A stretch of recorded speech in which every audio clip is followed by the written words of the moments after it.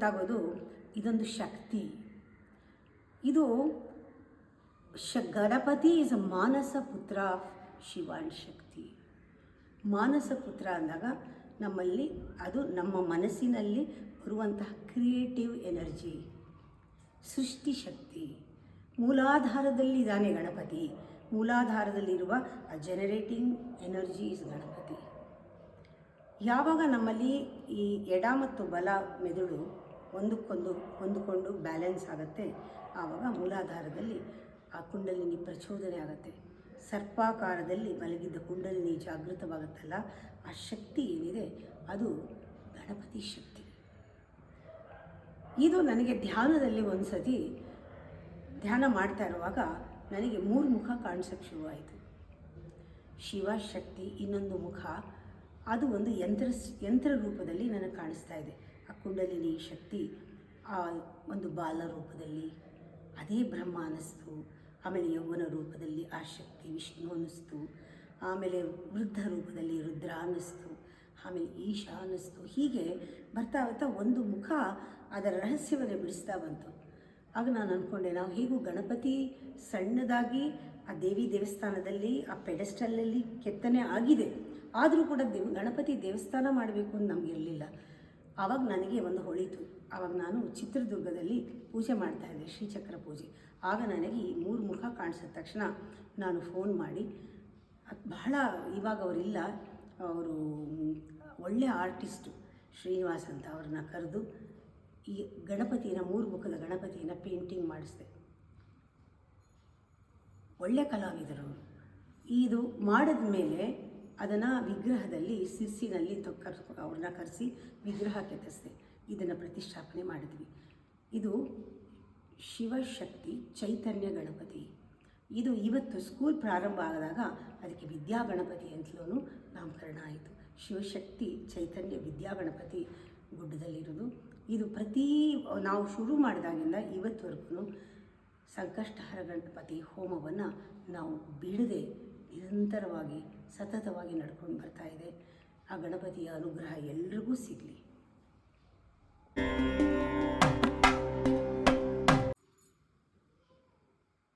ಪ್ರತಿ ವರ್ಷ ಹಲವಾರು ದೊಡ್ಡ ದೊಡ್ಡ ಕಾರ್ಯಕ್ರಮಗಳು ನಡೆಯುತ್ತೆ.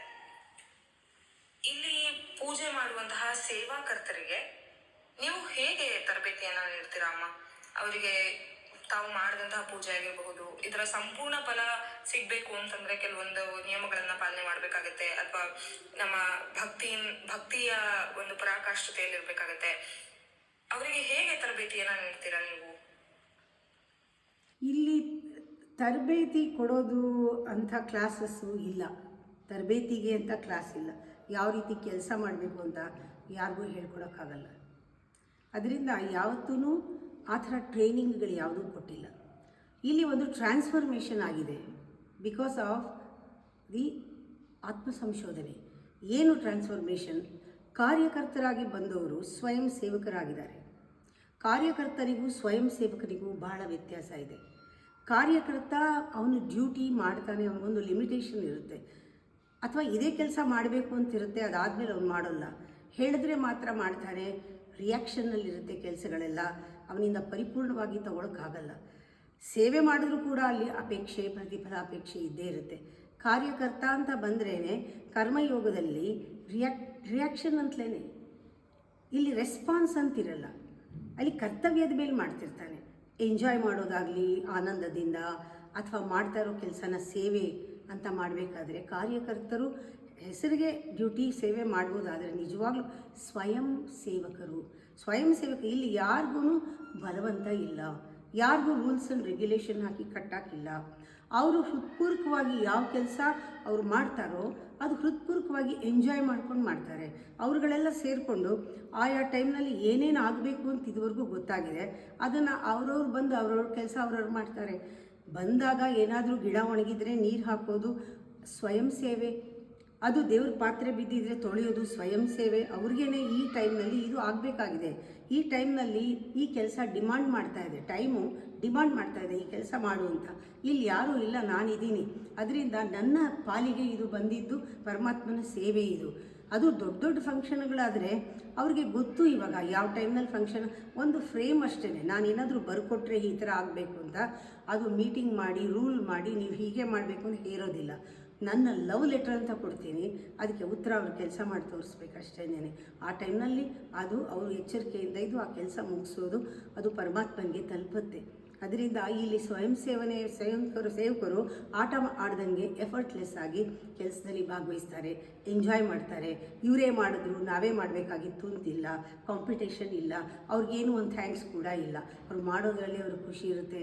ಮಾಡ್ತಾ ಇರುವಾಗ ನೀವು ನೋಡಿದ್ರೆ ಒಳ್ಳೆಯದೇ, ದೇವಲೋಕದಲ್ಲಿ ಹೇಗೆ ಕೆಲಸ ಆಗುತ್ತೋ ಹಾಗೆಲ್ಲ ಸೇರಿಕೊಂಡು ಒಟ್ಟಿಗೆ ದೇವ್ರ ದೀಪ ಹಚ್ಚೋದಾಗಲಿ, ಬತ್ತಿ ಹೊಸೆಯೋದಾಗಲಿ, ದೇವ್ರ ದೀಪ ಎಷ್ಟೋ ಲಕ್ಷ ದೀಪ ಹಚ್ತೀವಿ, ಎಲ್ಲರೂ ಹಚ್ತಾರೆ, ಎಲ್ಲರೂ ಸೇರಿಕೊಳ್ತಾರೆ, ಎಲ್ಲರೂ ತಮಾಷೆ ಮಾಡಿಕೊಂಡು ಕುಣಿದಾಡಿಕೊಂಡು ಡ್ಯಾನ್ಸ್ ಮಾಡಿಕೊಂಡು ಇಷ್ಟು ಎಂಜಾಯ್ ಮಾಡ್ತಾರೆ ಅಂದರೆ ಅದನ್ನು ನೋಡೋಕ್ಕೇ ಒಂದು ಹಬ್ಬ. ಅದನ್ನು ಸೆಲಿಬ್ರೇಷನ್ ಅಂತೀನಿ ನಾನು. ಅದನ್ನು ಕೆಲಸ ಅಂತ ಕರೆಯಲ್ಲ, ಸೇವೆ ಅಂತ ಕರೆಯಲ್ಲ, ಅದು ಸಂಭ್ರಮಿಸ್ತಾರೆ ಅವರು. ಅದರಿಂದ ಅದಕ್ಕೇನು ರೂಲ್ಸ್ ಆ್ಯಂಡ್ ರೆಗ್ಯುಲೇಷನ್ ಇಲ್ಲ. ಯಾಕೆಂದರೆ ಅವ್ರು ತಿಳಿದಿರೋದು ನನ್ನನ್ನು ನಾನು ಕೊಡಬೇಕು, ನನಗೆ ನಾನು ಇಷ್ಟಪಟ್ಟು ಕೆಲಸ ಮಾಡಬೇಕು, ಪ್ರತಿಯೊಂದಕ್ಕೂ ನಾನು ರೆಸಿಪ್ರೊಕೇಟ್ ಮಾಡಬೇಕು, ಸ್ಪಂದಿಸಬೇಕು. ಏನಕ್ಕೆ ನಾನು ಹೊಂದ್ಕೊತೀನಿ ನೋಡಿಕೊಂಡು ಅಲ್ಲಿಗೆ ನಾನು ಹೊಂದ್ಕೊಂಡು ಕೆಲಸ ಮಾಡಬೇಕು, ಮಾಡ್ತಾ ಇರೋರಿಗೆ ಸಪೋರ್ಟ್ ಮಾಡಬೇಕು, ಮಾಡಿಲ್ಲದೆ ಇರೋ ಕೆಲಸನ ಲಿಸ್ಟ್ ಹಾಕ್ಕೊಂಡು ಮಾಡಬೇಕು. ಒಂದು ಕಸನ ಒಂದು ತೂಕಕ್ಕೆ ಹಾಕೋದಾಗಲಿ ಅಥವಾ ಒಳ್ಳೆ ಸಾಮಾನು ತರೋದಾಗಲಿ, ಸಾಮಾನನ್ನ ಮೇಂಟೈನ್ ಮಾಡೋದಾಗಲಿ, ಎಲ್ಲ ಸಾಮಾನು ಅದ್ರ ಜಾಗದಲ್ಲಿ ಇಡೋದಾಗಲಿ ಇದುವರೆಗೂ ನಾನು ಮಾಡಿಲ್ಲ. ಮಾಡ್ತಾ ಇರೋದನ್ನು ನೋಡ್ತಾ ಇದ್ದೀನಿ. ಅಮ್ಮ ನೀವು ತುಂಬ ನಮಗಿಂತ ಹೆಚ್ಚು ಕೆಲಸ ಇರುತ್ತೆ, ನೀವು ಮಾಡ್ಕೊಳ್ಳಿ, ನಾವೆಲ್ಲ ಇದ್ದೀವಿ, ನೀವು ಮಾಡಬೇಡಿ ಅಂತಾರೆ. ನನ್ನ ಕೆಲಸನೂ ಸೇರಿಸ್ಕೊಂಡು ಮಾಡ್ತಾರೆ. ಒಂದೊಂದ್ಸತಿ ನೋಡಿದ್ರೆ ಈ ಥ್ಯಾಂಕ್ಫುಲ್ನೆಸ್ ಬಾಯಿನಲ್ಲಿ ಹೇಳೋಕ್ಕೆ ಸಾಧ್ಯ ಇಲ್ಲ. ಸ್ವಯಂ ಸೇವೆಯಲ್ಲಿ ಏನು ನಡೀತಾ ಇದೆ ಅದು ಥ್ಯಾಂಕ್ಸ್ ಮೂಲಕ ಯಾವತ್ತೂ ಹೇಳೋಕ್ಕೆ ಸಾಧ್ಯ ಇಲ್ಲ. ಒಂದು ಪ್ರೀತಿಯಿಂದ ಅವ್ರ ಕಡೆ ನೋಡಿ, ಪರಮಾತ್ಮ ನೀವು ಚೆನ್ನಾಗಿಟ್ಟಿರುವಂಥ ಒಂದು ಆಶೀರ್ವಾದ ಮಾಡಿ, ನಾನು ಯಾವಾಗಲೂ ನಿಮ್ಮ ಜೊತೆ ಇರ್ತೀನಿ ಅಂತ ಹೇಳೋದಕ್ಕೆ ಅವ್ರು ಕಾಯ್ತಿರ್ತಾರೆ ಹೊರತು ಅವರು ಏನೂ ನನ್ನಿಂದ ಎಕ್ಸ್ಪೆಕ್ಟ್ ಮಾಡೋದಿಲ್ಲ. ಅಂಥ ಒಂದು ಅದ್ಭುತವಾದ ಟೀಮ್ ಇದೆ. ಅವರೇ ಎಲ್ಲ ನಡೆಸ್ಕೊಂಡು ಹೋಗ್ತಿರೋದು, ಮುಂದೇನೂ ನಡೆಸೋರು ಅವರೇನೆ.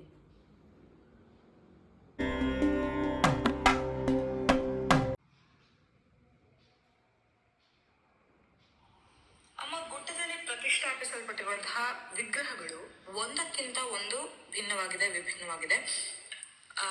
ಐ ಆಮ್ ಶೋರ್ ಅದರಲ್ಲಿ ವಿಶೇಷತೆಗಳು ಸಹ ಬಹಳಷ್ಟು ಇರುತ್ತೆ. ಆ ವಿಶೇಷತೆಗಳ ಬಗ್ಗೆ ನಮಗೆ ಒಂಚೂರು ಹೇಳಬಹುದಾ?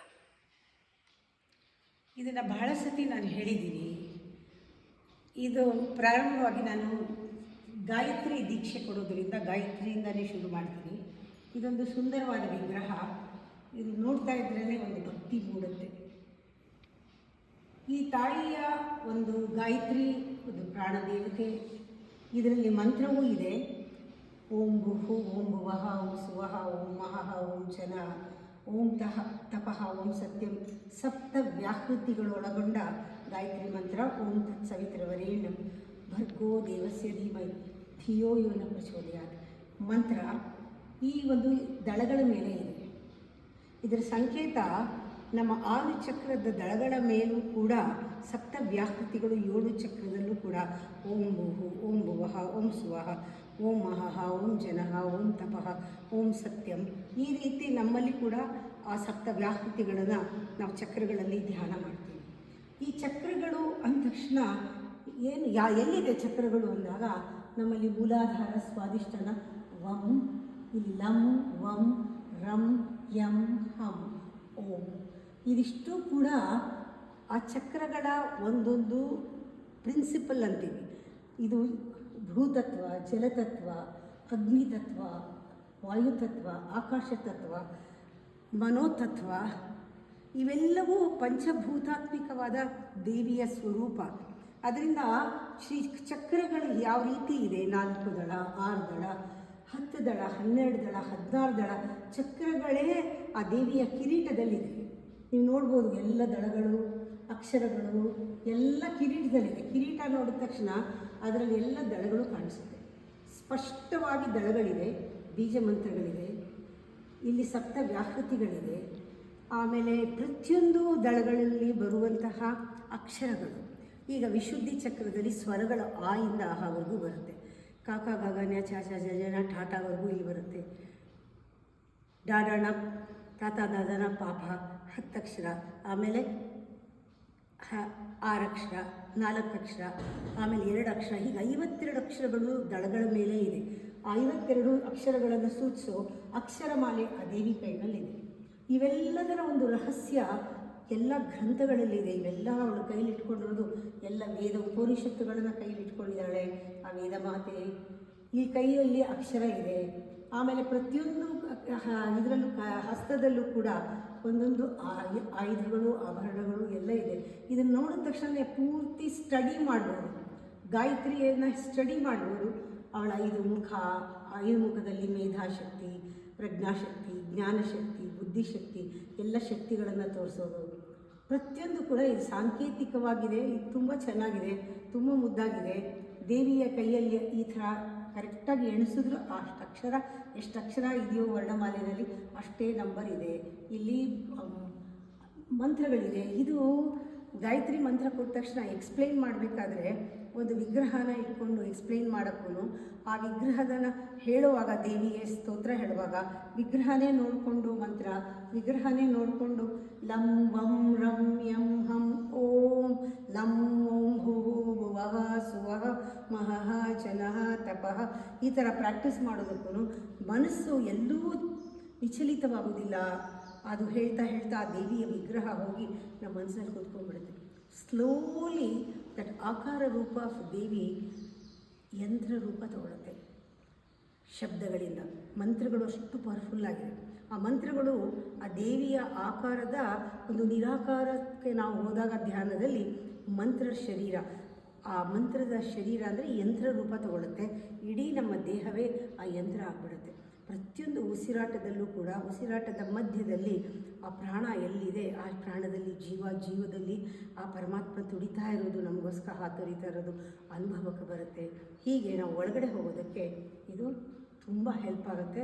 ನಾನು ಇದೇ ಥರನೇ ಧ್ಯಾನ ಹೇಳ್ಕೊಡೋದು ಗಾಯತ್ರಿ ದೀಕ್ಷೆ ಕೊಟ್ಟ ಮೇಲೆ. ಇದು ಮೊದಲನೇ ವಿಗ್ರಹ ನಾನು ಕ್ಲಾಸ್ನಲ್ಲಿ ಉಪಯೋಗಿಸೋದು.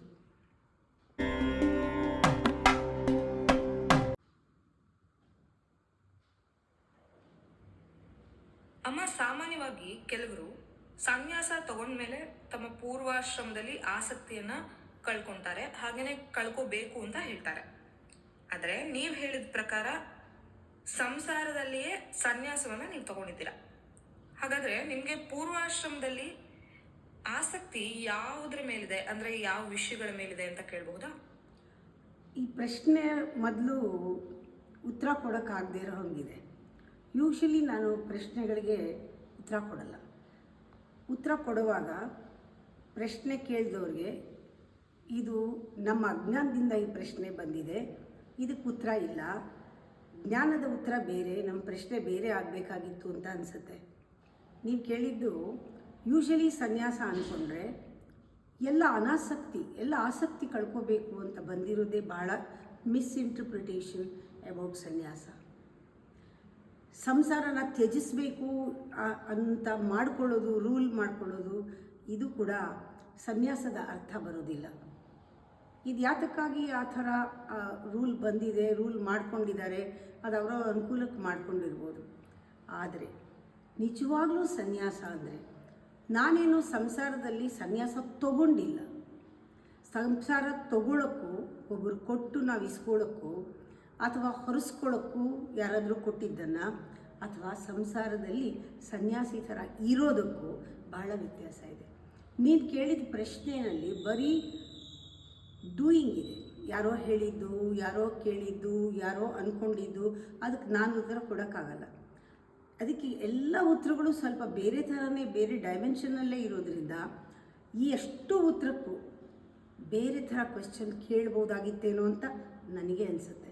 ಅದರಿಂದ ನೀನು ಹೇಳೋದು ಸಂಸಾರದಲ್ಲಿ ನಾನು ಸನ್ಯಾಸ ತಗೊಂಡಿಲ್ಲ, ಸನ್ಯಾಸದಲ್ಲಿ ಇದ್ದೀನಿ ಅಂದರೆ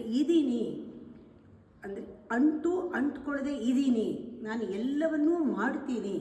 ಸಂಸಾರದಲ್ಲಿ ಮನೆಗೆ ಹೋಗಿ ಸಾರಿನ ಪುಡಿ ಮಾಡಿ, ಮನೆ ಗಲೀಜಾಗಿದ್ದರೆ ಕ್ಲೀನ್ ಮಾಡಿ ಅಥವಾ ಮಾಡಿಸಿ, ಅಥವಾ ಡ್ರೈನಿಂಗ್ ಒಂದು ಡ್ರೈ ಕ್ಲೀನಿಗೆ ಕೊಡೋದಾಗಲಿ, ಧೋಬಿಗೆ ಕೊಡೋದಾಗಲಿ ಎಲ್ಲ ಎಕ್ಸ್ಚೇಂಜ್ ಎಲ್ಲ ಮಾಡಿ ಮುಗಿಸಿ ಮಕ್ಕಳು ಕರೆದಾಗ ಹೋಗಿ ಅವ್ರು ನೋಡಿಕೊಂಡು ಬಾಣಂತನ ಮಾಡಿ ಬಂದು ಸೊಸೆ ಆಗಲಿ ಮಗಳಾಗಲಿ ಮಗ ಆಗಲಿ ಅಳಿಯ ಆಗಲಿ ಎಲ್ರಿಗೂ ಒಂದು ಪಾತ್ರ ಇದ್ದಾಗ ನನಗೂ ಒಂದು ಪಾತ್ರ ಇರುತ್ತೆ ಅಂತ ಚೆನ್ನಾಗಿ ಗೊತ್ತು ನನಗೆ. ಯಾವುದಕ್ಕೂ ಆದರೆ ಅಂಟ್ಕೊಂಡಿಲ್ಲ. ಯಾವಾಗ ನನ್ನ ಗುರಿ ನನಗೆ ಕ್ಲಿಯರಾಗಿ ಗೊತ್ತೋ, ನನ್ನೊಳಗೆ ನಾನು ಆರಾಮಾಗಿರೋದು, ನನ್ನಲ್ಲಿ ನಾನು ಸೇರಿಕೊಳ್ಳೋದು, ನನ್ನಲ್ಲಿರೋ ಪರಮಾತ್ಮನ ಕಂಡುಕೊಳ್ಳೋದು, ಅದರಿಂದ ಹೊರಗಡೆಗೂ ನನಗೂ ಸಂಬಂಧ ಇಲ್ಲ. ಹೊರಗಡೆ ನಾನು ಹೇಗಿದ್ರೂ ಅದನ್ನು ಬಳಸ್ಕೊಂಡು ಒಳಗೆ ಹೋಗ್ಬೋದು ಅಂತ ಯಾವಾಗ ಭಗವದ್ಗೀತೆಯಿಂದ ನನಗೆ ತಿಳ್ಕೊಂಡ್ಬಿಟ್ನೋ, ಅವತ್ತಿಂದ ಪ್ರತಿಯೊಂದು ಸಂಸಾರದಲ್ಲೂ ಕೂಡ ಪರಮಾತ್ಮ ಧ್ಯಾನದಲ್ಲಿ ಯಾವ ರೀತಿ ಒಂದು ಸ್ಟೆಪ್ ಆದಮೇಲೆ ಒಂದು ಸ್ಟೆಪ್ ಒಳಗಡೆ ಕರ್ಕೊಂಡು ಹೋಗ್ತಾನೋ, ಹಾಗೆ ಹೊರಗಡೆನೂ ಕೂಡ ನನ್ನ ಸಾಧನೆಗೆ, ನನ್ನ ಜರ್ನಿಗೆ ಅನುಕೂಲ ಆಗೋ ಹಾಗೆ ಸರ್ಕಮ್ಸ್ಟೆನ್ಸಸ್, ಸಂದರ್ಭಗಳನ್ನು ಅವನೇನೆ ಎಲ್ಲವನ್ನು ಕೂಡ ಅನುಗ್ರಹ ರೂಪದಲ್ಲಿ, ಆಶೀರ್ವಾದ ರೂಪದಲ್ಲಿ ಎಲ್ಲವನ್ನು ಯಾವ್ಯಾವ ಜಾಗದಲ್ಲಿ ಏನೇನು ಇಡಬೇಕು, ಯಾವಾಗ ಏನೇನು ಕೊಡಬೇಕು, ಏನೇನು ಯಾವಾಗ ಆಗಬೇಕು ನನ್ನಿಂದ ಅದನ್ನು ಮಾಡಿಸ್ತಾ ಇದ್ದಾನೆ. ಇದು ಅದ್ಭುತ. ನನಗೆ ಆಶ್ಚರ್ಯ ಆಗುತ್ತೆ ಹೇಗೆಲ್ಲ ಹೋಗಿ ಅದ್ರ ಜಾಗದಲ್ಲಿ ಕೂತ್ಕೊಳ್ಳುತ್ತೆ. ಯಾಕೆಂದರೆ ನನ್ನ ಇಂಟೆನ್ಷನ್ನು ಯಾವುದೂ ಅಪೇಕ್ಷೆ ಇಲ್ಲ ಹೊರಗಡೆ. ನನಗೆ ಒಂದೇ ಒಂದು ಅಪೇಕ್ಷೆ, ನಾನು ನನ್ನನ್ನು ಕಂಡುಕೊಳ್ಳೋದು. ಈ ಪ್ರಾಸೆಸ್ನಲ್ಲಿ ನಾ ಮಾಡೋ ಕರ್ಮಗಳೆಲ್ಲವೂ ಕೂಡ ಒಂದು ಆಪರ್ಚುನಿಟಿ ಒಳಗೆ ಹೋಗೋಕ್ಕೆ. ಕಷ್ಟ ಅನ್ಬೋದು, ಸುಖ ಅನ್ಬೋದು, ಏನೋ ಹೆಸರು ಕೊಡ್ಬೋದು, ಆದರೆ ಎಲ್ಲವೂ ಕೂಡ ಒಂದು ರೀತಿ ಪಾಠ ಒಳಗಡೆ ಹೋಗೋಕ್ಕೆ. ಅದರಿಂದ ಸನ್ಯಾಸ ಫುಲ್ ಲೈಫ್, ಸನ್ಯಾಸ living totally, living fully, accepting both sides of the coin, polishing both sides of the coin without any contradiction. Even if there is conflicts, even there is duality, you have to see ಇದು ಒಂದಕ್ಕೊಂದು ಹೊಂದಾಣಿಕೆ ಹೇಗೆ ಒಂದಕ್ಕೊಂದು ಪೂರಕವಾಗಿದೆ, ಹೇಗೆ complementary to each other. Contradiction ಆದರೂ ಕೂಡ ರಾತ್ರಿ ಇದ್ದರೂ ಬೆಳಗ್ಗೆಗೆ ಪೂರಕವಾಗಿದೆ. ಅದು ಸರಿ ತಪ್ಪುಗಳು ಪೂರಕವಾಗಿರುತ್ತೆ, ಸತ್ಯ ಅಸತ್ಯಗಳು ಪೂರಕವಾಗಿರುತ್ತೆ. ಆದರೆ ಯಾರು ಮೀರಿ ನಿಂತ್ಕೊಳ್ತಾರೋ ಅವನು ಸನ್ಯಾಸಿ. ಡಿಟ್ಯಾಚ್ ಸ್ಟೇಟ್ ಅಲ್ಲ, ಅನ್ಅಟ್ಯಾಚ್ಡ್ ಸ್ಟೇಟ್ ಇಸ್ ಸನ್ಯಾಸ. You be in the world, don't let the world rule you or enter into you.